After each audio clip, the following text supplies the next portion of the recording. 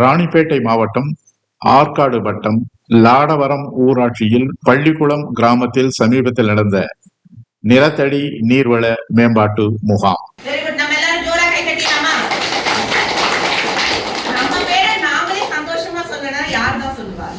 பூமி நிறுவனத்தின் திட்ட இயக்குனர் அபிராமி சசிகுமார் அவர்கள் நிலத்தடி நீர்வள மேம்பாடு பற்றி பள்ளிக்குளம் கிராமப்புற மக்களிடையே என்ன பேசினார் என்று கேளுங்கள். நிறைய அடிப்படை வசதிகள் குறைவா இருக்கக்கூடிய ஒரு கிராமம் வந்து நிறைய குக்கிராமங்கள் இருந்தது.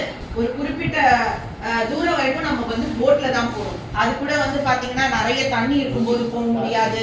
ஒரு சின்ன பின்னு ஒரு குண்டூசினா கூட இந்த கரையில இருந்து அந்த கரைக்கு வந்து நம்ம படகுல எடுத்துட்டு தான் போகணும். சோ அந்த மாதிரியான ஒரு கிராம மக்கள் கிட்ட தான் நான் வேலை செஞ்சேன். குறிப்பா வந்து இந்த மாதிரி குட்டி குட்டி பசங்க கூட குழந்தைகள் பாதுகாப்பு, குழந்தைகள் உரிமை அது சம்பந்தமா நாங்க வந்து பூமி நிறுவனத்தின் சார்பாக நான் வந்து அந்த இடத்துல வந்து வேலை செஞ்சேன் ஒரு 10 வருஷம்.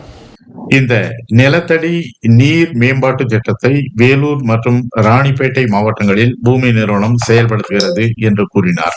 குப்பத்தில் இருக்கக்கூடிய 2 கிராமங்கள் சென்னாங்குப்பம், தேவரிஷி குப்பம். சோ இந்த 3 கிராமங்கள்ல நாங்க வேலை செய்யறோம். தண்ணி பற்றாக்குறை இருக்கு, குடிக்கிறதுக்கே தண்ணி பற்றாக்குறை வந்துருச்சு. மழைதான் பிரச்சனை இல்லையா? சேமிப்பு சரியான சேமிப்பு இல்ல. இப்பெல்லாம் 200 அடி போட்டா கூட என்ன வருது? காத்து வருது, புகை வருது இல்லையா? இதற்கு நான் ஒரு கணக்கு சொல்றேன். அதாவது உலகத்திலேயே அதிகமான மழை எங்க பெய்யுதுன்னு தெரியுமா? Very good, Cherrapunji. அம்மாக்கு ஒரு தடவை ஜோரா கை தட்டலாம். எங்க இருக்கு தெரியுமா சிறப்புஞ்சி? ஆவரேஜ் 1200. ஆனா சிறப்புஞ்சில எவ்வளோ? 11444. நம்ம ரொம்ப பெருமைப்படணும். உலகத்திலேயே அதிகமான மழை பெய்யற இடம் எங்க இருக்கு? நம்ம இந்தியால இருக்கு. ஓகேவா? ஆனா அந்த சிறப்புஞ்சிலேயே என்னவா? குடிக்க தண்ணி இல்லையா? நீங்க சொன்னீங்க மழை இல்ல மேடம், அதனால தண்ணி பிரச்சனை. சிறப்புஞ்சிலேயே தண்ணி பிரச்சனையை நம்ம என்ன பண்றது? இல்ல. இப்ப நான் ஒண்ணு சொல்றேன். ஒரு குடும்பத்துல 1000 ரூபாய் வருமானம் வருதுப்பா, ஆனா 1500 ரூபாய் செலவு பண்றாங்க. நமக்கு தெரிஞ்ச விஷயம். துண்டு விழுமா விழாதா? 2000 ரூபாய் வருமானம் வருதா, நம்ம 3000 ரூபாய்க்கு வைப்போம் செலவு இல்லையா? அப்படி இருந்தா நம்மளால எவ்வளவு காலத்துக்கு அதை இது பண்ண முடியும்? அதனாலதான் அவ்வளவு அதிகமா மழை பெய்யற இடத்துலயே தண்ணி பற்றாக்குறை இருக்கு. இன்னைக்கு வந்து சிறப்புஞ்சி கிடையாது. இப்போ உலகத்திலேயே அதிகமா மழை பெய்யற இடம் அங்க இருந்து 16 கிலோமீட்டர் தூரத்துல இருக்கக்கூடிய மாசின்ராம். அங்க வந்து 11874 mm மழை பெய்யுதான். ஓகேவா? அதெல்லாம் விடுங்க. மழை நம்ம சொல்லிட்டோம், மழை வந்து பெய்யுது. மழை பெய்யாம இல்ல, ஆனா காலம் தவறி பெய்யுது. ஆனா நான் ஒரு நாடு சொல்றேன். இஸ்ரேல்ன்ற நாட்டுல மொத்தம் 300 mm தான் மழை பெய்யுதே. 300 mm எங்க, 11000 எங்க? ஆனா அவன் சொல்றான், அவனுடைய நாட்டுல பாத்தீங்கன்னா 3/2 பங்கு டெசர்ட், அதாவது பாலைவனம்னு சொல்றாங்க, அது இருக்கு. ஆனாலும் அவங்களுக்கு தேவையான மழை இருக்கான், தேவையான தண்ணீர் இருக்கு. அவன் எங்கேயும் கைய நீட்டல. அதற்கு காரணம் என்னன்னா 3 விஷயங்கள். ஒண்ணு, அந்த நாட்டுல இருக்கக்கூடிய அத்தனை பேரும் சொட்டு நீர் பாசனம் உபயோகப்படுத்துறாங்க. 2 ஏக்கருக்கு பயன்படுத்தும் போது என்ன, ஒரே கல்ல 2 மாங்காய். 2 ஏக்கர் பயிர் பண்ணும் போது 2 வருமானம், 2 மடங்கு லாபம். சோ ட்ரிப் இரிகேஷன் 99% வந்து அவங்க வந்து அக்ரிகல்ச்சர் விவசாயத்துக்கு ட்ரிப் இரிகேஷன் சொட்டு நீர் பாசனம் உபயோகப்படுத்துறாங்க. அதே மாதிரி எல்லா 100% மக்கள் அவங்க வீட்டுல கூரை நீர் அறுவடை. சோ அதே மாதிரி இன்னொரு விஷயம் என்னன்னா, கடல் நீர் உப்பு நீரா இருக்கக்கூடிய இடத்த டீசாலினேஷன் பிளான்ட் போட்டாங்க. சோ இந்த 3 விஷயங்களை அந்த நாட்டுல பண்றாங்க. தென் அமெரிக்கால அட்டகாமா அப்படின்ற ஒரு பாலைவனத்துல ஒரு குறிப்பிட்ட இடத்துல கிட்டத்தட்ட 500 வருஷமா மழையே பெய்யலங்க. ஆனா அங்க மக்கள் வசிக்கிறாங்க. அவங்க அங்க குடிக்கிறதுக்கு தண்ணி இருக்கு. எப்படி பண்றாங்கன்னு தெரியுமா? இத தெரிஞ்சுக்கோங்க. பனியில இருந்து மழை நீரை சேகரிக்காங்க. மழை கிடையாது. 500 வருஷமா மழை இல்லாத ஒரு நாட்டுல பிரச்சனை இல்ல. ஏன்னா அவங்க பெய்யற பனியில இருந்து மழை நீர், அந்த நீரை வந்து சேகரம் பண்ணி குடிக்க உபயோகப்படுத்துறாங்க. 2 கொம்பு நட்டி மெல்லிசா ஒரு துணி போட்டு பனி விழற பனிய வந்து ஒரு பாத்திரத்தை வந்து டியூப் மூலமா கலெக்ட் பண்ணி அந்த நீரை அந்த நிலைமைக்கு இருக்கோமா இந்தியால. ராணிப்பேட் மாவட்டத்துல எவ்வளவு பெய்யுதுன்னு தெரியுமா? 950 mm 950 mmல இருந்து 975 mm பெய்யுது. உங்களுக்கு இன்னொரு கணக்கு சொல்றேன். 17.5% மழை என்ன ஆகுது? நீராவியா மேல போயிடுது. 17.5% மழை ஓடி போயிடுது. 10.7% மழை தான் பூமிக்குள்ள இறங்குது. 7.5% மழைய நாம ஜனங்க வந்து யூஸ் பண்றோம். எதுக்கெல்லாம் யூஸ் பண்றோம்? விவசாயம், நம்ம குளிக்க, குடிக்க, சமைக்க, துவைக்க இதுக்கு யூஸ் பண்றோம். அப்புறம் இண்டஸ்ட்ரீஸ், கம்பெனிங்கெல்லாம் வச்சிருக்காங்கல்ல, அந்த கம்பெனிங்கெல்லாம் அந்த தண்ணிய வந்து பயன்படுத்துறாங்க. இன்னும் நம்ம ஒரு 7.5% தண்ணிய உள்ள இறக்கினா மட்டுமே போதும். நான் சொன்னேன் இல்லையா, 10ல இருந்து 7.5% தண்ணி தான் பூமிக்குள்ள போகுது.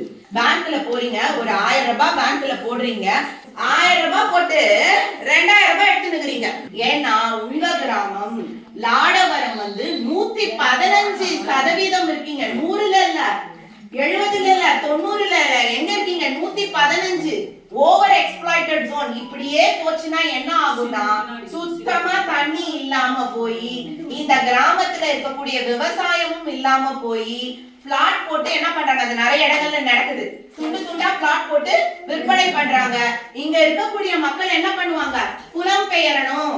எங்க வேலை இருக்கோ, லெதர் கம்பெனிக்கு போறோம், ஷூ கம்பெனிக்கு போறோமா இல்லையா, மேஸ்திரி வேலைக்கு போறோம். கொஞ்சம் கொஞ்சமா இந்த கிராமத்தை விட்டு நீங்க புலம்பெயர வேண்டியது இருக்கும். எதிர்காலத்துல ஒரு பாட்டில் தண்ணிய கூட நீங்க விலை கொடுத்து வாங்க வேண்டியதா இருக்கும். இப்ப வந்து வேற என்ன பண்ணலாம்? செலவுகளை குறைக்கணும். ட்ரிப் இரிகேஷன், சொட்டு நீர் பாசனத்தை வந்து நம்ம பயன்படுத்தலாம். நான் சொன்னல, 1 ஏக்கர்ல வந்து செலவு பண்ணக்கூடிய தண்ணியை 2 ஏக்கருக்கு பயன்படுத்தலாம்.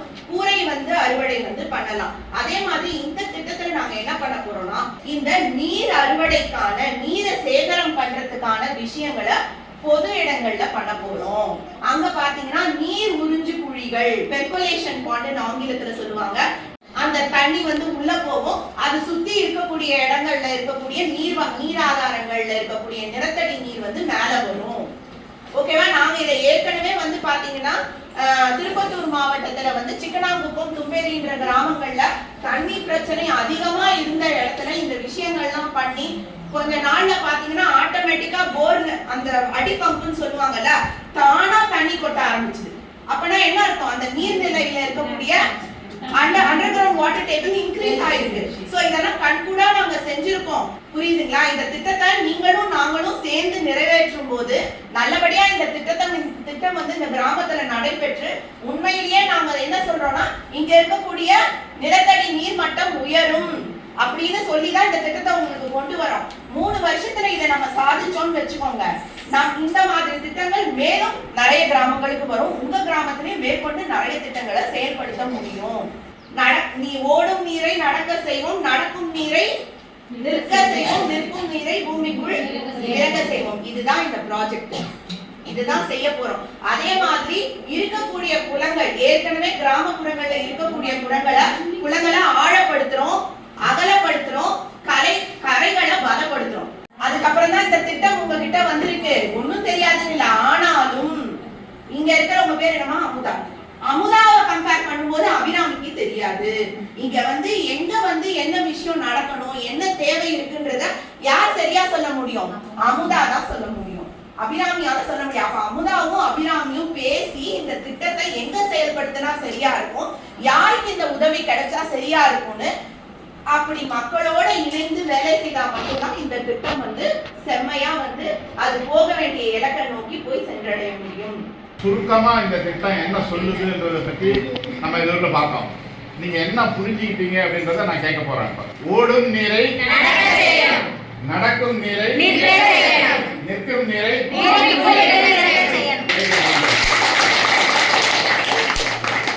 நீரை எப்படி பயன்படுத்தலாம், எப்படி சேகரித்து வைத்துக் கொள்ளலாம் என்று தெரிவித்துக் கொண்டாங்க. அதே போல உங்களுடைய கருத்துக்களையும் உங்களுடைய கஷ்டங்களையும் எதுவாக இருந்தாலும் சார் மூலியமாக தெரிவிச்சிங்கன்னா அது அவங்க நிலைநிறுத்தி கொடுப்பாங்கன்னு நினைக்கிறேன்.